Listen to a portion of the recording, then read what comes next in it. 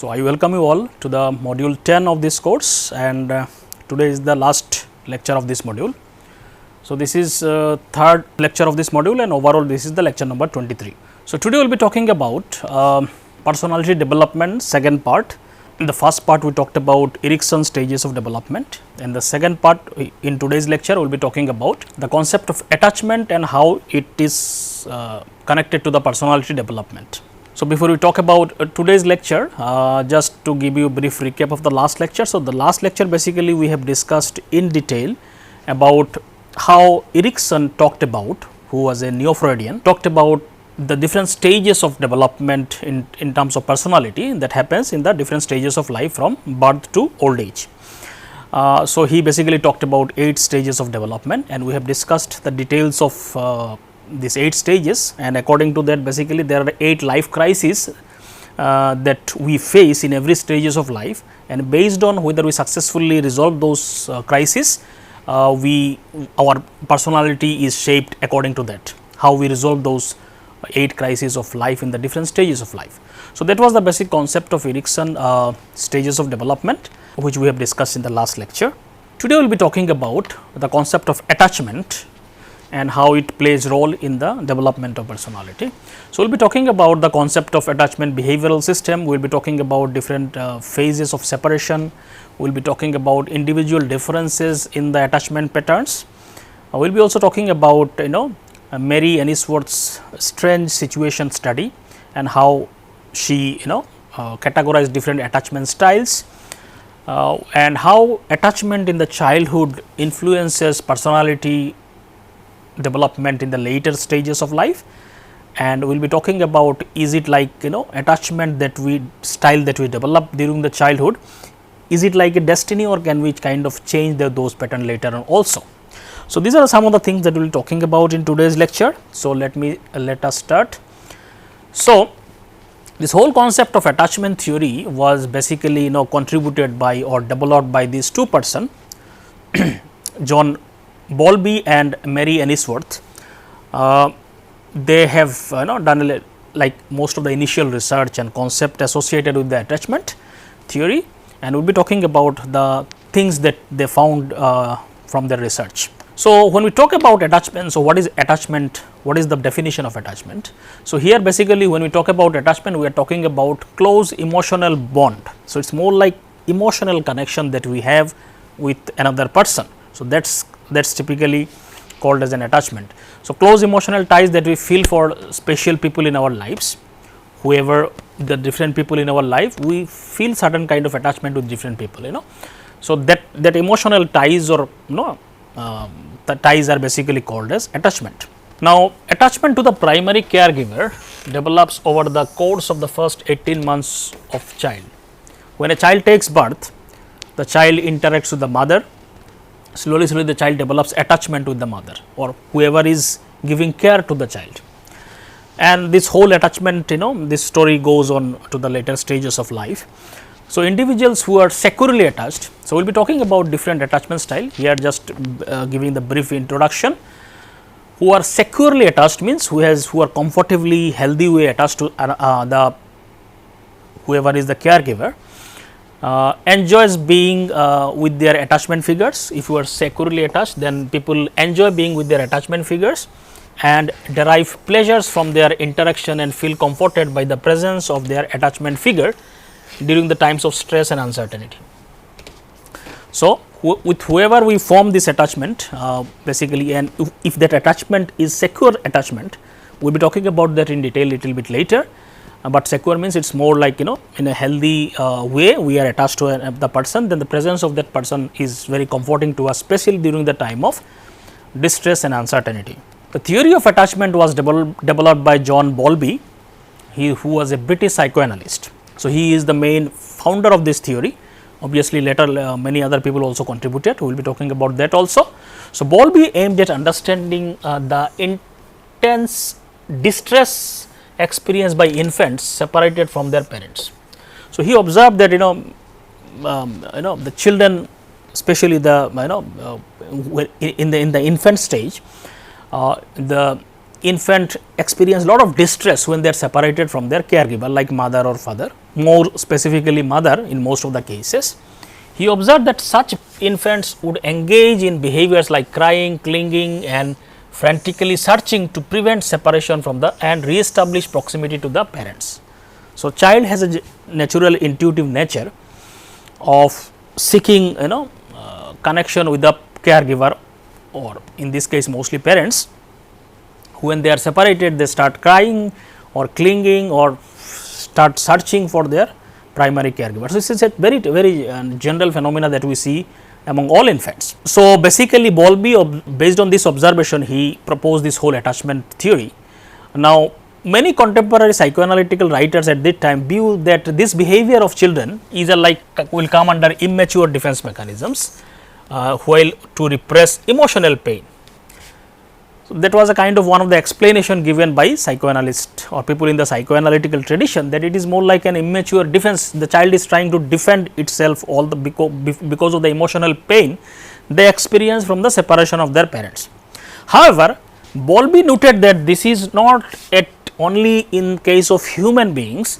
Such behaviors are prevalent across many mammalian species. So, similar behaviors are also we can observe such behavior even among many animals and mammals. So, it is not just a defense mechanism, because animals do not generally involve in defense mechanism and the other thing.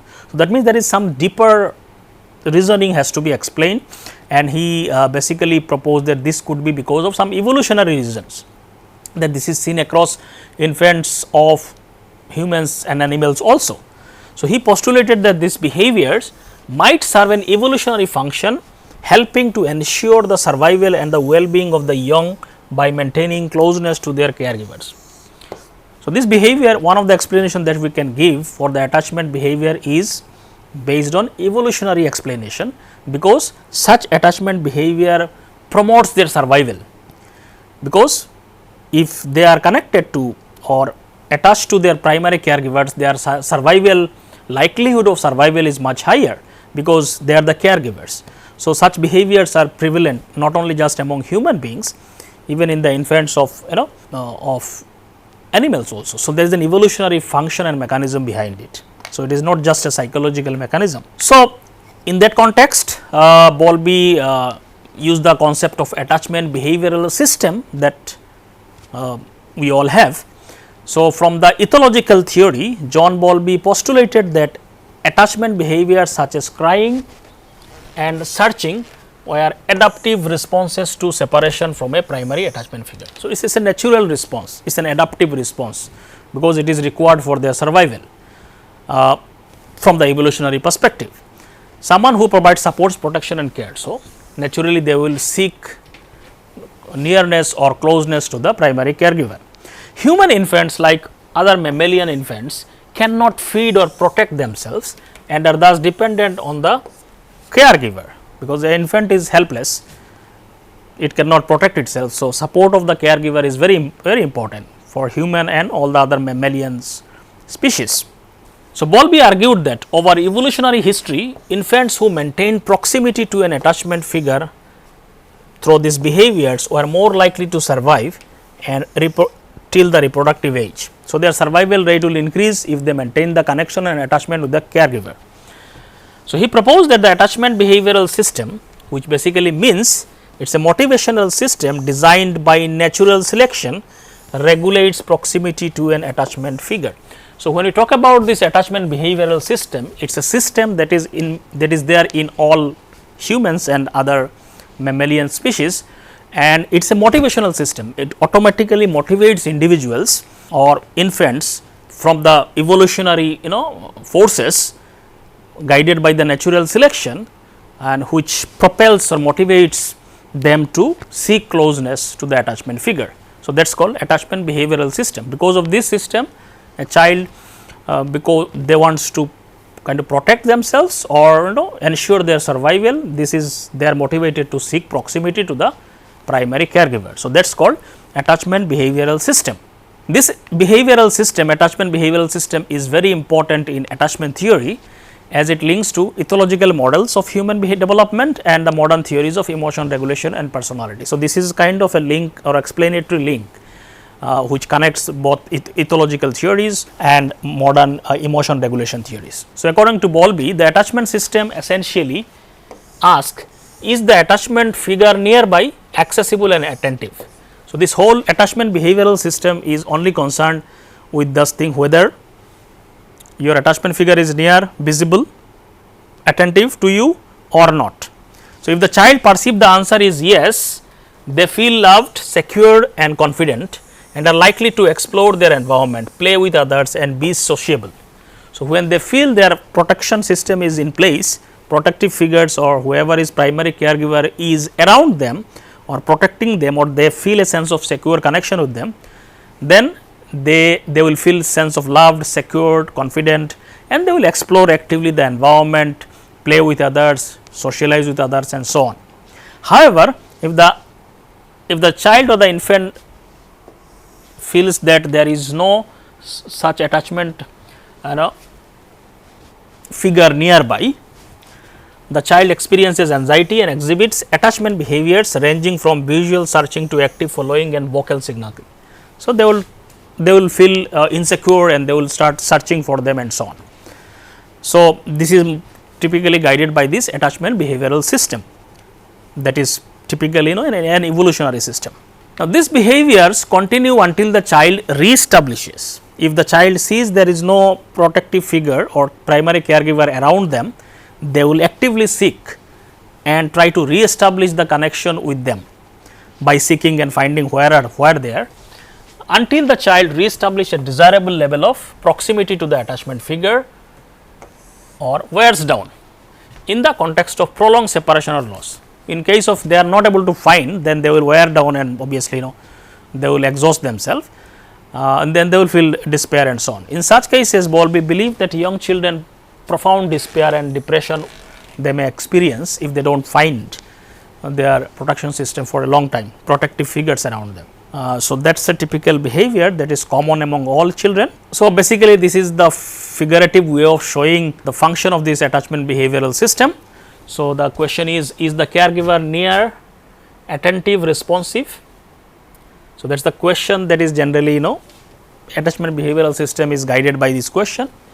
If the attachment figure is nearby, visible, then they feel secure, love, confidence and they will be playful, less inhibiting, smiling, sociable.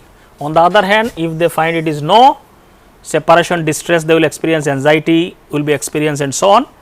Then attachment behaviors are activated to some degree, ranging from simple visual monitoring, intense protest, clinging, searching. So, they will search till they will again ask this question, is the caregiver near, till they find their nearness, then again the same cycle can continue. If yes, then it will go there, if no, it will come again and they will again seek and like this. So, this whole cycle will go on and on. So, that is the one of the typical behavior that we see among infants or children. So, Bowlby also described different phases of separation, especially in the context of children, how they, when they experience separation from the primary caregiver, what are the phases of or what kind of behavioral symptoms they experience in the different phases. So, Bowlby describes several phases of children who go through response of separation from primary caregiver, like parents, mother or father or any other primary caregiver.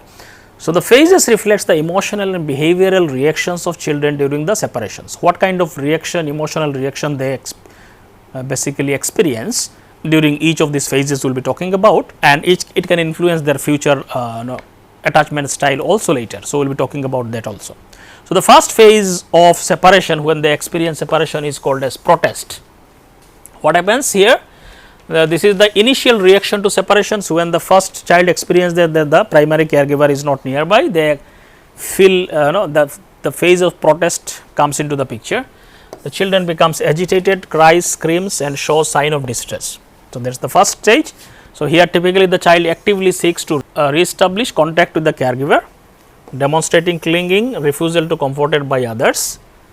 This phase can last from few hours to several days depending on the situation of the child. So, initially the child goes into the mode of protest, where they seek try their best to re-establish the connection. So, that is called protest stage. Second is despair. So, if the separation continues, if the separation continues, the child initial protest turns into despair. So, let us say they are not able to re-establish the connection with the primary caregiver, they will enter into the next stage called despair. So, they will feel highly sad and despair because that protest, they will get exhausted out of protest. So, the behavior, the child appears withdrawn, quiet, less active, there may be signs of sadness, hopelessness and decreased interest in the environment. So, that could be some of the possible signs. That can again the duration can persist for extended period if the separation is prolonged or new attachment system is not formed. So, if they are not able to find that primary caregiver, so it can continue till that or till they find a new caregiver or new attachment figure. So, that despair can continue. The third stage is called detachment. Here following prolonged separation, again after the despair stage they may enter into detachment phase. When this continues, the child start emotionally detached from the caregiver. So, because they are hopeless now, they are not able to re-establish, then the phase of detachment comes. The child becomes more interested in the surrounding and might engage with other people or toys. However, this engagement lacks the emotional depth of the previous attachment.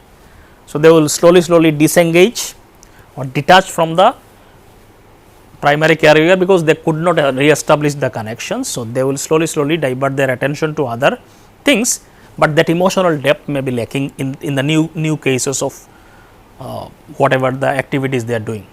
So, this phase reflects a coping mechanism where the child protects themselves from further emotional pain by becoming emotionally distant. So, it is more like a protective mechanism that comes into the picture, where child slowly, because they cannot remain in the intense emotional states for a long time because it is very exhausting. So, slowly there is an inherent mechanism where they start detaching themselves, but again that sense of hopelessness and the sadness may remain for some time. The last one is permanent withdrawal, the last stage, where in cases of extreme prolonged separation, some children may enter in the phases of permanent withdrawal. Here the child shows a chronic lack of interest in forming new attachment or engaging with others. Emotional numbness, social withdrawal can become. So, they will completely lose interest in all the activities, they will completely withdraw. That is one of the possibilities. This phase can have long lasting effects on the child's ability to form secure attachment in the future, potentially leading to the attachment disorders. So, if a child enters into such kind of phases, it can influence their life in the later stages also, like in their adulthood also, adolescence also, or throughout the remaining life, they may have issues in forming connection or bonding with other people because of the problem of attachment figures in the childhood. So, it can continue in the later stage also. So, it may lead to many disorders related to attachment figures and so on. So, this phases highlights the profound impact that early separations and disruptions in attachment relationship can have on a child emotional and social development. So, initial attachment, what kind of attachment the child has with the primary caregiver can play a very important role in terms of forming a foundation of how people relate with other people in the later stages of their life. Now, this attachment pattern, there can be individual differences, not everybody is in a similar way. There is some general pattern, but there can be also individual differences in the patterns of attachment among children and among human beings. So, although Bowlby believed the basic dynamics as described earlier of attachment is almost everybody experience in a similar fashion, it is a normative thing. He also acknowledged that individual differences in how children appraise the accessibility of their attachment figures and regulate the attachment in response to threats. So, there can be some individual differences within those attachment styles and how they relate to the attachment figures. Now, in this context of individual differences, Mary Ainsworth, she is the main researcher who was a colleague of Bowlby, who systematically studied these individual differences and articulated a formal understanding through the research. What kind of differences in the attachment styles that children have or human beings have. So, because we all do not experience similar attachment styles. So, people can differ in the attachment styles. So, Mary Ainsworth did a very significant research in this direction. So, in her research in 1970s, psychologist Mary Ainsworth expanded this Bowlby's work in terms of finding out individual differences in the attachment styles. Her groundbreaking strange situation study revealed the profound effects of attachment on behavior. So, she did a experiment which is named as strange situation experiment or study. It is a well known study where she tried to investigate how different children reacts to separation from the caregivers, and from that she developed individual differences in terms of attachment styles. So, Mary Ainsworth, what she did in the strange situation study is basically with her students she developed this experiment. It is a laboratory paradigm of studying infant parent attachment system. So, in this study a researcher observed children between the ages of 12 and 18 months as they responded to a situation where they were briefly left alone and then reunited with their mothers. So, they were systematically separated and then reunited. So, this was the experiment basically. So, children from 12 to 18 months of age, so they were brought into the laboratory or whatever the experimental setup, and these children were separated from their mother for a brief period and then reunited. So, she was observing what is the reaction pattern when they get separated from their mothers. So, that was the very simple basically study, and she observed all the individual differences.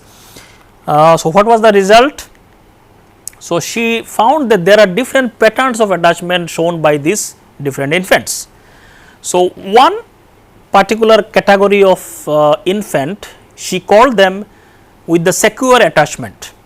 He found about 60% of the infant in the study, they showed or displayed something called as secure attachment. So, this is one style. Secure attachment basically means here infant use the mother as a secure base for the exploration and seek contact her after the separation. So, these children become upset when the parent leaves the room, but actively seek the parent and easily comforted upon the return. So, obviously, so there is safe and secure attachment with the mother. So, if when the mother left them, they were actively seeking and tried to reunite with the mother, and when the mother came they were very comfortable and they were comforted by the presence of the mother. So, she called this is a secure attachment pattern, So, you feel discomfort when the caregiver is away, and you feel very comfortable and feel loved when the primary caregiver comes back. So, this is more of a normative behavior that most of the children generally experiences. So, Bowlby talked about this is a normative behavior where children feel secure and confident in the caregiver responses and the availability. Children will feel secure and the confident when the caregiver is present after the separation. This is more of a like normative behavior. About 60% of the infants showed this pattern of attachment. About 20% of the infants in that study showed another style of attachment which is called as an anxious resistant attachment. What is that? Here infants are unable to use the mother as a secure base and may show anger and resistance upon the reunion. So, here their base or the connection with the mother is not that secure, because in the case of secure, when they were reunited they were very comfortable, happy and so on. In this case, when they were reunited, they were showing lot of anger and resistance when they reunited with the mother. So, this kid, their behavior were little different from the other group of kids or infants. So, Ainsworth called them as showing anxious resistant attachment style. So, they were showing anger and resistance upon the reunion. So, these children were initially ill at ease and become extremely distressed upon separation. When reunited, they have difficulty being soothed and often show conflicting behaviors, wanting comfort, but also appearing to punish the parents for leaving.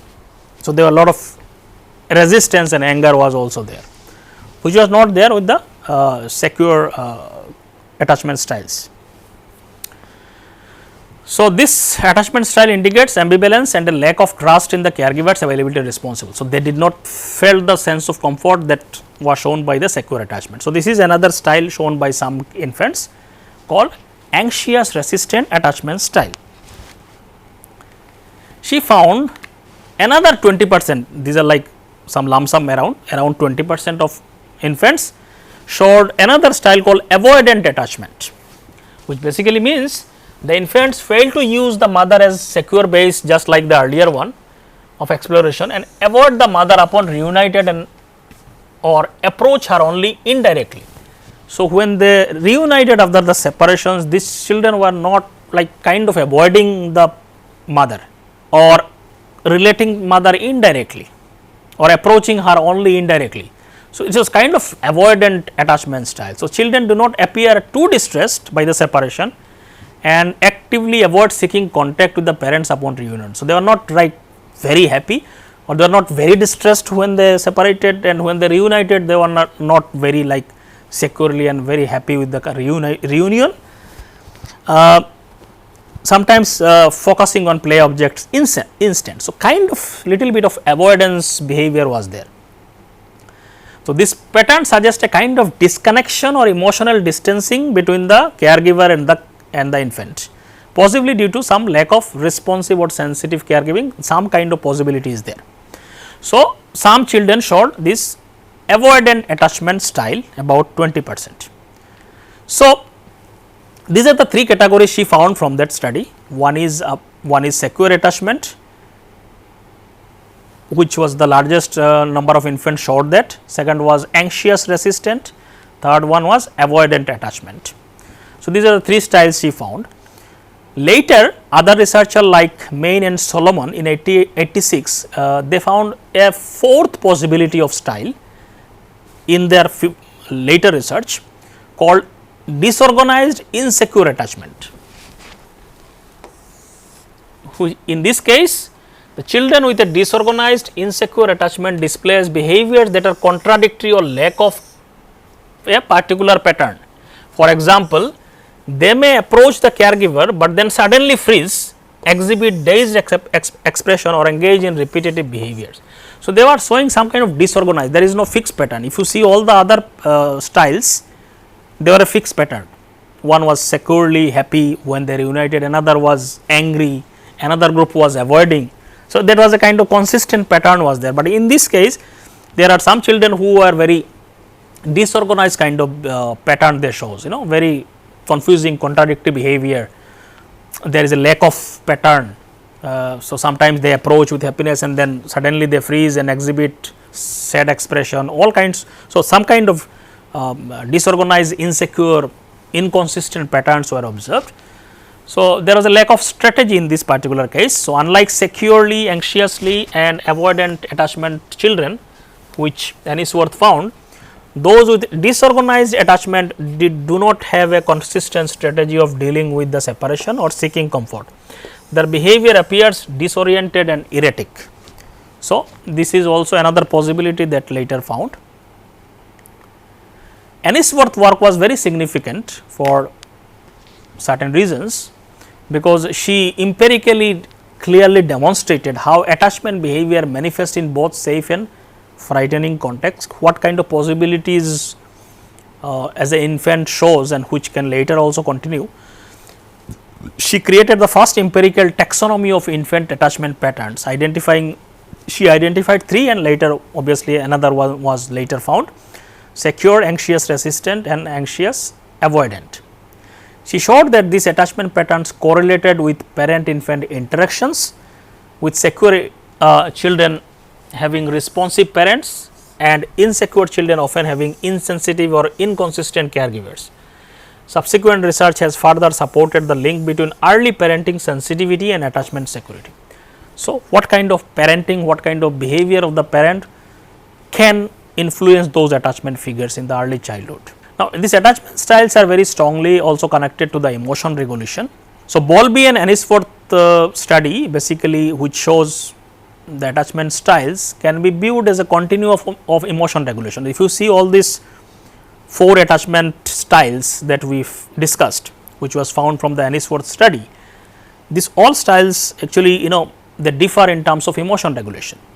So, in case of anxious avoidant, so this is the case where children avoided the mother when they reunited. They are characterized by overly organized strategies to confront and minimize emotions, representing one end of the continuum. So, at the one end, so these people, this category of children who are showing anxious avoidance style. So, this is one extreme end where the emotional effect, emotions regulation was, emotion was very less in this case, very minimum emotional expression. Anxious resistant is associated with relatively uncontrolled and poorly managed effect. So, this is other extreme where lot of emotions, anger and so on was shown, was the other extreme. Anxious resistant was one extreme, lot of emotional content. Avoidant was another extreme, very less emotional expression. Secure was kind of falls in the middle, reflecting a balanced approach of emotion regulation. So, balanced, necessary amount of emotional aspect was there in the secure attachment style. Other two are two extremes. In the case of fourth one, which was later discovered by another researcher, disorganized style, it involves a range of behaviors with unpredictable emotional reaction. This can include impulsive, aggressive, withdrawal and difficulty experience. So, this case of disorganized attachment style is a very unpredictable emotional reaction. It does not fall into any of this category. This include very impulsive, aggression, withdrawal, difficulty expressing emotions. So, lot of emotional confusions, not fixed pattern is observed here. Why? What are the causes behind these attachment patterns? So, obviously, one of the main reason why a child develops certain kind of attachment style, one of the main reason is what is their experiences with the caregiver, what is the experiences with the parents, whoever is taking care of the child. The early experiences with the caregivers are crucial in developing whatever attachment style, either secure or insecure, whatever it is. The way infant expresses their need for proximity to caregivers and depends on the past caregiver responses. So, how the caregiver responding to their needs, responding to their whatever emotional need and so on, accordingly they develop certain style. The key factor predicting attachment security includes caregiver sensitivity and responsiveness. So, these two things are very important. One is how sensitive the caregiver is and how responsive they are. So, though both are actually connected to each other. If somebody is sensitive, they will also be responsive. How immediately they respond to the need and how sensitive they are, that determines lot of these attachment differences in the infants. So, in case of anxious resistance, caregivers, some of the research shows, mostly in the western context only, these are some of the early research, the caregivers were found to be unreliably responsive. Means they are not like, sometimes they are very responsive, sometimes they are not at all responding. So, kind of unreliable responsiveness was shown for a lot of children who develop anxious resistance style with poor timing in response and distress and frequent interruption during play. So, this was some of the findings, early findings. In the case of anxious avoidant children, the parents or caregivers were generally unresponsive and often rejected proximity seeking behaviors. So, the responsive was not very they are not very responsive to the needs of the child. Lot of time, like kind of lot of neglect probably could be there. Proximity seeking behavior, they are rejecting lot of time, and those kind of cold parenting and those kind of thing probably is one of the reason for developing anxious avoidance style. In case of disorganized style, caregiver often experience psychiatric distress or unresolved personal issues, appearing frightened and fearful to their infants. So, in this case, probability of lot of parents, they themselves or caregiver, they themselves going through emotional problems, including psychiatric distress and personal issues. They themselves appear frightening and fearful in front of the infants and so on. So, this style can be linked to high risk environments such as abuse or poverty and so on. So, a lot of children who grow in high poverty or lot of abusive environment, they may develop this disorganized kind of attachment style because of the environmental situations and the behavior of the caregiver. So, this attachment classification tend to remain stable over time if environment conditions are consistent. So, if the family environment remains same, the attachment style also seems to remain same. So, early caregiver interactions form a prototype for future relationships, making these early experiences particularly significant. So, this can influence your future patterns of relating with other people, because it can form a initial foundation, and whatever experiences we have during childhood can have a long lasting effect, because that is very, at that time we do not, a child is not able to filter out, whatever happens they absorb it and it goes very deep in their mind. So, whatever styles, whatever relationship patterns they develop during the childhood, it can continue in their adulthood also, because that is very deep, can have a very deep impact. So, attachment theory also extend beyond childhood, influencing our adult relationship, particularly intimate romantic relationship and so on. Can what kind of relationship we form in the adulthood, including romantic ones, could all the attachment styles that we develop during childhood could carry over there. Obviously, in this particular lecture I will not be able to discuss in details about specific relationship like romantic relationship and so on, but there are a lot of research that shows how attachment during the childhood could transfer into, particularly the romantic relationships, it could get transferred. The research also indicate that our attachment styles as adults can be directly linked to attachment patterns formed in the childhood and quality of care we receive from our primary caregivers. So, the thing is, lot of research shows it can have a long lasting impact. So, how attachment during the childhood can impact your later development? Some of the findings I will just summarize here. So, both psychoanalytical theories and ethologists believe that the feelings of warmth, trust, security that infants gain from secure attachment set the stage for healthy psychological development later on. So, the child whenever has a secure attachment style, if they develop during the childhood, it generally continues in the adulthood also. So, they will have a secure relationship, healthy relationship or development later in their life. Consequently, insecure attachment may predict less than optimal development outcomes in the future. On the other hand, if they have an insecure attachment like other attachment style that we discussed, could have lead to certain problematic aspects in the developmental of child in the later stages. Although the existing data focus mainly on infants' attachment to their mothers, secure primary attachment are linked to favorable developmental outcomes. So, it is primarily most of the research shows about mothers, but other figures could also come into the picture. So, some of the findings are here. Securely attached infant at 12 to 18 months, the children who showed secure attachment during their initial infant stage like 12 to 18 months, it was found that they have a better problem solving skill at age 2. These are like, even though the childhood only, but it is a later how initial attachment style predicted certain behavior few years later. So, better problem solving at age 2, they engage in more complex and creative symbolic play, they displayed more positive and fewer negative emotions, they were more attractive, they are more attractive playmates for toddlers. In contrast, infants with disorganized, disoriented attachments are at risk of becoming hostile and aggressive preschool and grade school children who are likely to be rejected by their peers. So, these are some of the very early findings that showed that initial 12 to infant stage attachment style could predict some of the behavior later at age 2 and beyond. Long term studies of attachment also reveal some of the important aspects of how it can impact later development. Early childhood, for example, Waters and colleagues in 1979 found that securely attached children at 15 months become social leaders by age of 3.5. Here leaders means in the context of children's behavior, when they play as a team.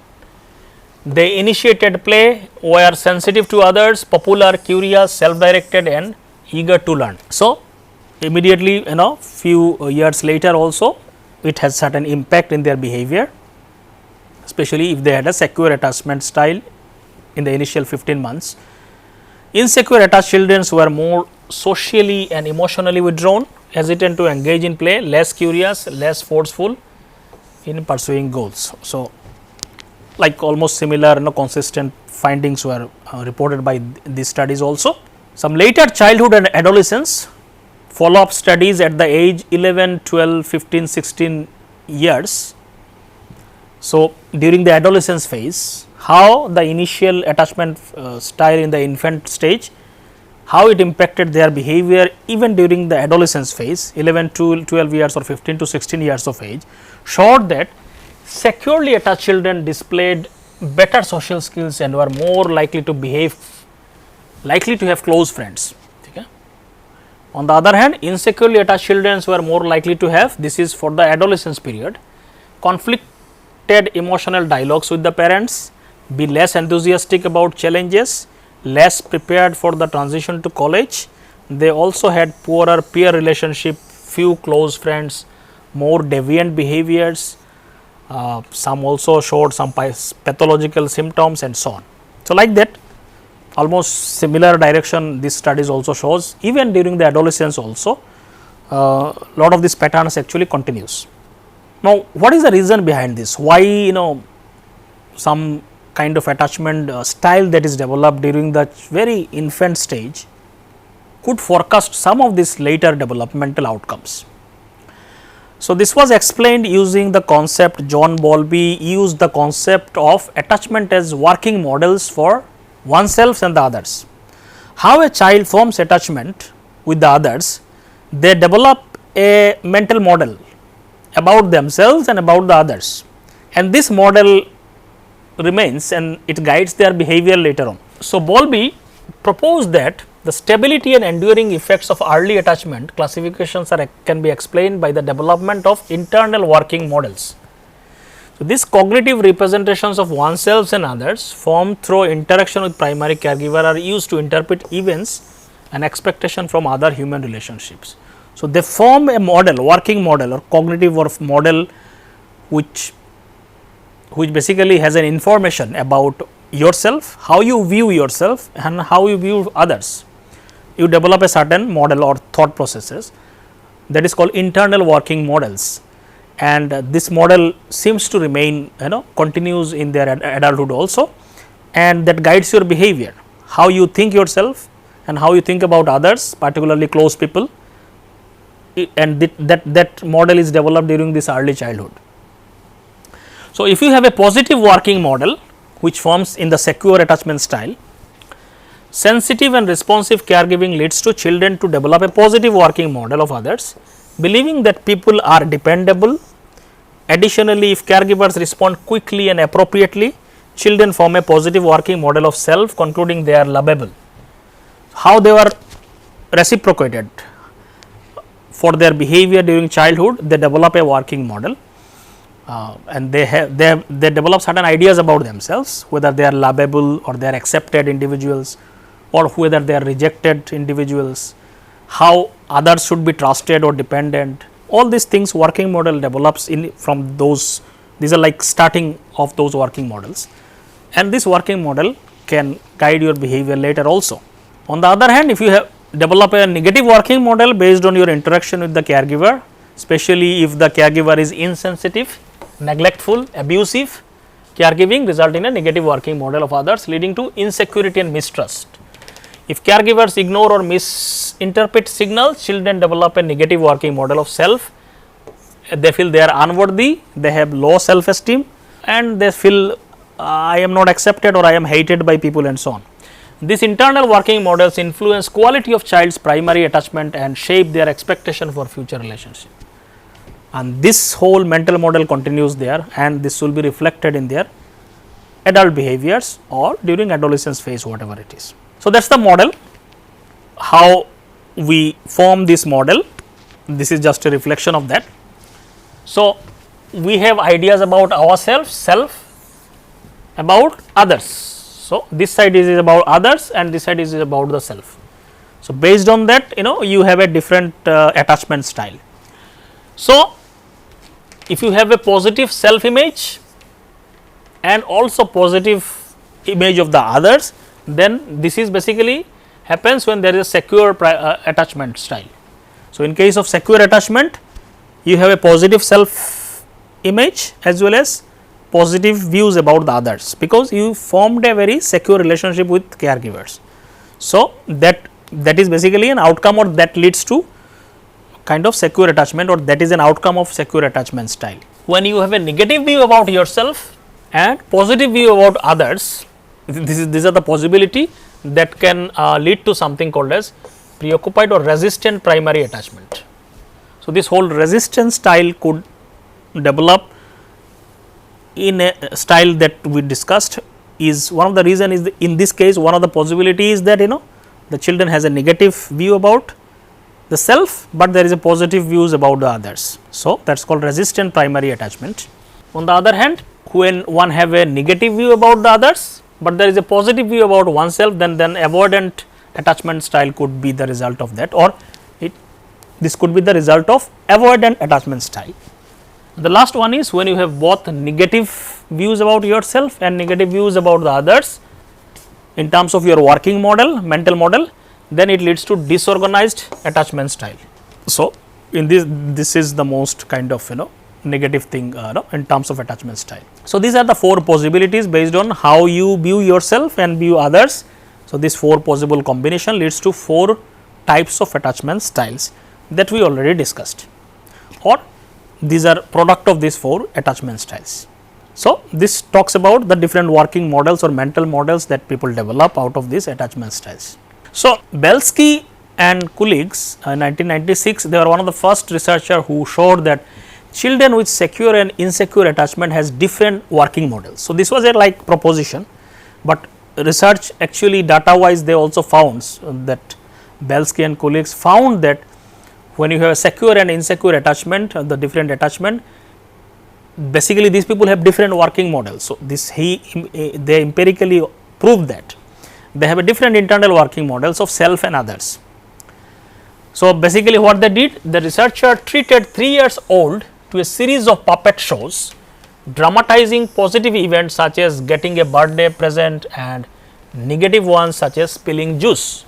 So, these 3-year children, so there were many children were there in the experiment, and basically they were showed a puppet show, and in that show there were many positive things, there were many negative things. Positive things like getting birthday presents and so on. They also observed negative things like somebody spilling juice and then certain behaviors. So, they showed different kinds of dramatization of positive negative behaviors in that puppet show. So, they expected children who had been securely attached as infants to expect positive experiences in the life and to attend to them and remember them especially well. So, their hypothesis was that if a children is securely attached, then they are more likely to remember positive things from that puppet show for these 3-year children, because their expectation or internal working model is positive. So, they are more likely to remember and focus more on positive things in that show. They expected children with histories of insecure attachment to expect and recall more negative events. On the other hand, they hypothesized that the children with insecure attachment, they will more likely to remember negative things from that puppet show, because their mind is kind of tuned towards that.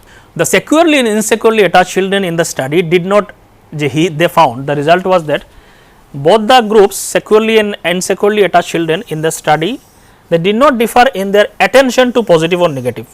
In what content they attended, there was no difference, but securely attached children excelled at remembering positive events, whereas insecurely attached children excelled at remembering negative events. So, they found there was a difference in terms of what they remember from that show. So, based on their hypothesis, they found securely attached children actually they remembered more of the positive events from the show, and insecurely attached children remembered more of the negative events from the show. So, this was true even when the group differences in the temperament were controlled.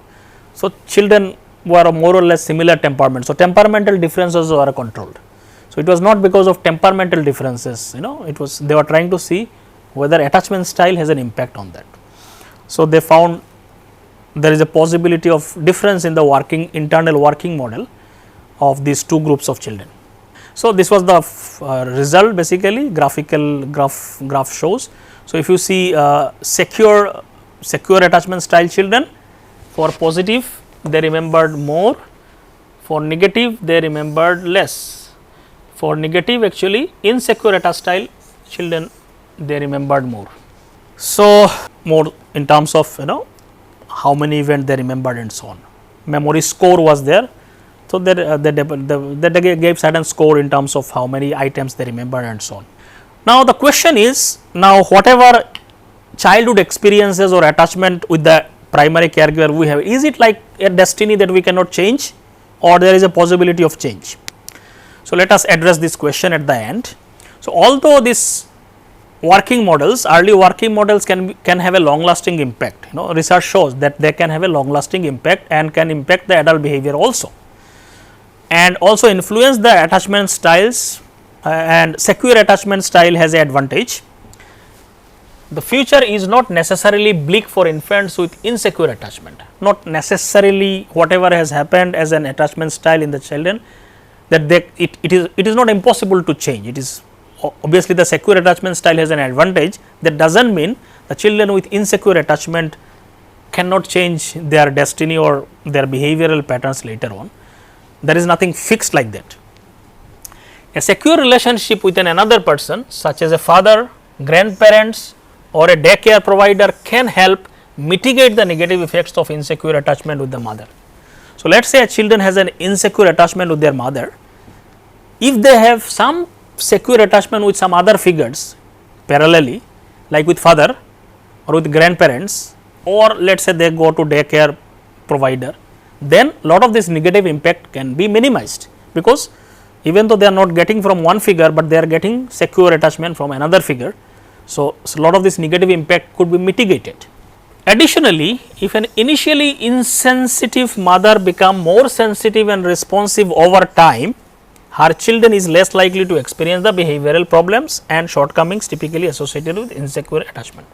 So, if the behavior of the parents or caregiver changes with the passage of time, then slowly the children also develops different working models within themselves, then they start changing their perspective. So, it can change if the behavior of the caregiver also changes.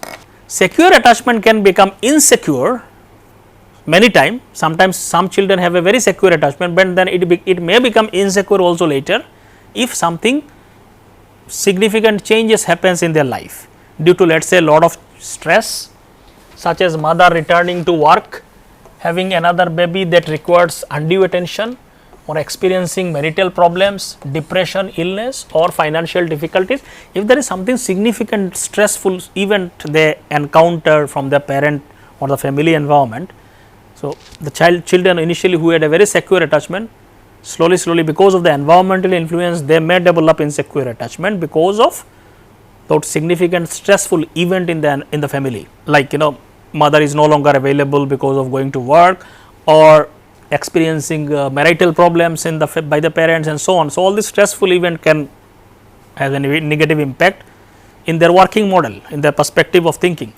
So, Bowlby used the term working models to highlight a child this cognitive representation of themselves and the others, and the relationship dynamics can change based on later experiences with caregivers, friends, and romantic partners and spouses. So, this working model, obviously it is not like fixed line, things can change later on based on their certain experiences, but those experiences has to be very significant experiences.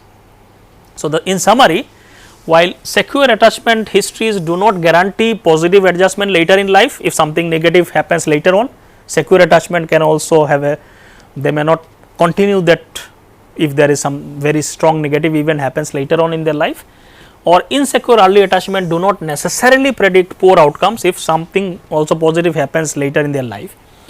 However, secure early attachment remains significant as they serve as an important source of emotional strength, helping children and adolescents cope better with the stress and adversity, even though they do not provide an absolute guarantee. Even though it does not provide an absolute guarantee what will happen in their next with their life, but if you have a secure attachment substantially in the initial period of your life, this will give a strong foundation and help you to give you emotional strength to deal with problems and stress and adversities of life later on. So, it will provide you a good foundation, even though it is not a guarantee that it will continue like that, because many other things can happen in life, but it will give you a more stronger foundation to face later problems of life and so on. So, some of the limitation of this theory, obviously no theory is perfect. About this theory, obviously some researchers says too much emphasis only given on the parental relationship. Most primarily they focused on the caregivers, more specifically parents and more specifically mothers. Some researcher argued that individual's personality is not just product of relationship with the parents. Many other factors can, like genetics and other significant events of life or other people in life can also play a very important role. Parents and mothers obviously plays very important role, but there may be many other things that they have not focused here, but no theory can focus everything. No, so their focus was only on attachment styles. There is another limitation that some people says about that focus on stressful situation only. The model is based on children reaction to brief stressful situations such as separation from their parents, and does not account for interaction in non-stressful context. That many other their experiences with the non-stressful context can also shape their personality, which were not taken care here. Another limitation is that the early model did not consider that children might form different attachment with various people. The attachment with the mothers may not reflect the attachment formed with others. So, there can be many other forms attachment figures in the life of children or as they grow, all of which could influence the personality, but they did not focus much on attachment with other figures. So, that is also another limitation people say. The original model also assumed mother as the primary attachment figure, overlooking other individuals such as fathers, stepfathers, sibling, grandparents and other relative might also play children's primary attachment figure. Because naturally mother is the most important factor in the infant's life, so focus was given on mother's relationship. Most of the experiment that was done, but obviously the children can also have attachment primary caregiver or attachment figures, many other figures like fathers, stepfathers, grandfathers and so on. All this were not really in the data, it was not included much of these things. So, these are some of the limitations or some of the you can say criticism of this theory, that which is okay, because no theory is perfect and one theory cannot take account of everything. So, this theory reflects and gives a lot of ideas about or lot of insights about attachment that we form particularly in the initial phases of our life, can play a very important role in shaping the person we are, what kind of person we become, how we relate with other individuals. So, it can influence our personality very strongly. So, this is the major contribution of this theory.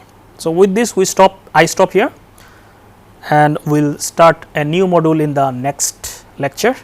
Thank you.